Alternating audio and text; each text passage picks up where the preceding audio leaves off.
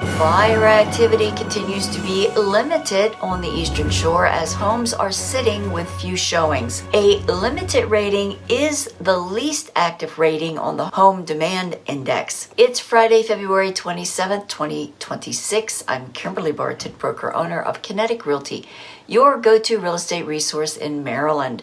This is the weekly Maryland Eastern Shore Report. Caroline, Cecil, Dorchester, and Wicomico are slow. Queen Anne's, Somerset, Talbot, Worcester, and Kent counties are limited. Inventory of homes for sale dipped again this week 1.3% to 1,818 at a median $395,000. These have been active for a median 105 days. 145 homes will be coming to the market at a $450,000 median list price. 157 homes went under contract this report. These went under contract in 54 days and the median list price was $374,000. 121 homes sold, rising 33% over last week and in 44 days at 97%, and the sold price of $415,000 median dollars. Rentals fell again this week to 155 units